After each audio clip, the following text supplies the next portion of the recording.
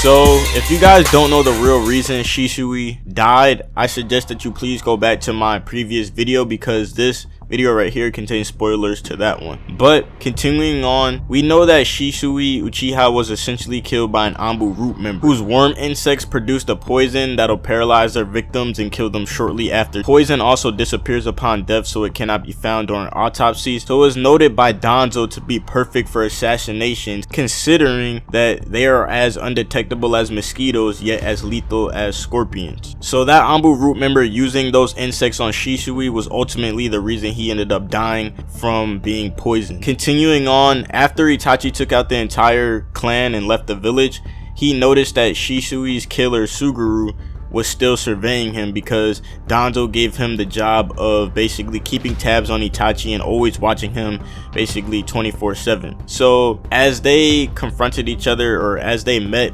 when Itachi was leaving the village, here are some direct passages from the light novel on what happened as they conversed.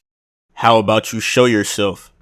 Itachi muttered to no one in the middle of the deserted woods. His voice had not even faded away when a small flame flickered to life in the empty space. It burned ferociously for a moment, before quickly growing smaller and disappearing. Only a faint scattering of ashes remained. Among the ashes dancing in midair was a piece of transparent wing. "You're here, aren't you, Aburame man?" "I call myself Suguru before you. Yes." A myriad of small winged insects came together in the forest, where there had previously been nothing, to create an enormous dark form in empty space. The buzzing of their wings layered together to form words that reached Itachi's ears. "You're not interested in giving up on watching me and going back to your master?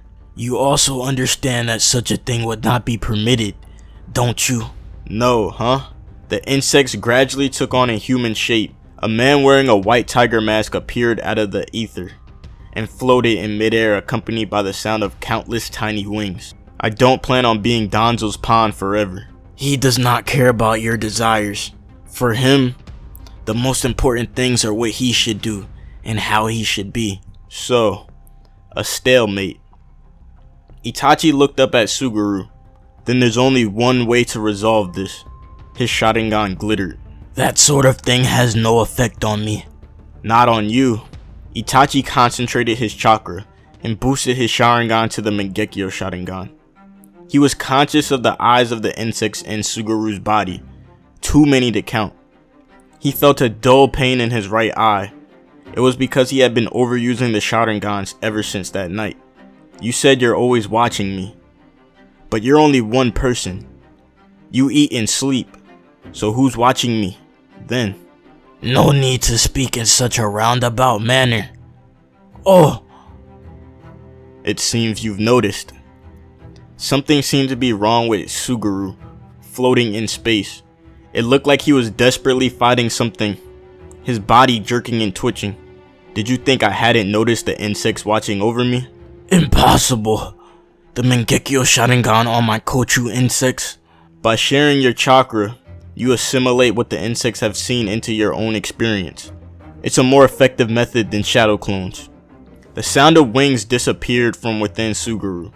At the same time, his body, suddenly gaining gravity, was sucked down to the surface of the earth. Unable to control his body, Suguru plunged into the ground headfirst, incapable of even landing. Suguru's injured vocal cords emitted a real groan. Itachi looked down on him coolly. "This is for Shisui." "Wait!" "Amaterasu," he murmured. A black flame sprouted on Suguru's shoulder, and the strange blaze spread, in the blink of an eye, to swallow his entire body. As if trying to abandon their burning host, the insects fled from every hole, but they were all caught up in the dark blaze. "This fire will not go out until whatever I'm looking at has completely burned up. I won't even let one of the insects nesting inside of you escape."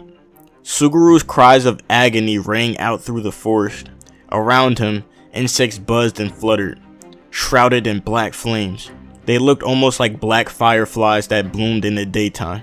Alright guys, so that is what happened when Itachi was leaving out the village and he still noticed that Suguru, the Aburame root member, was still following him. He basically ended up just violently killing this man, and it actually showed how smart Itachi was, because he used his Mangekyo Sharingan on the insects inside of Suguru. So he basically caught him off guard, and then just savagely, this man burned him down to the ground with Amaterasu. And I think that was the first time that Itachi actually used Amaterasu. Well, the first time that it was actually used on someone else.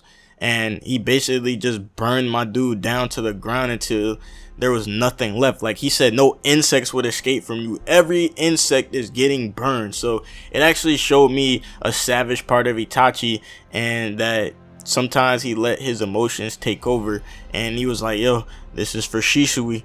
Considering Danzo really bitched my boy Shisui, like he told the Aburame White Tiger Mask dude to basically poison him with the insect, and that was so bitch like. So it was definitely needed that this dude be killed in that type of manner, considering the dude thought he was all high and mighty floating in the air saying that I'm immune to that Sharingan, and then my dude hit the ground and everything changed. But yeah, tell me what you guys think about Itachi basically savagely killing the Suguru root member. Do you think it was needed? Like, I definitely like this part of Itachi, because we barely see an Itachi that actually wants to fight and wants to just murder someone. But it was for his boy. If you're not subscribed, please subscribe and turn on my notifications so you know when my next video drops. It's your boy AnimeAnalyst, aka the Young Chiggy Ninja. I'm out of here, guys. Peace.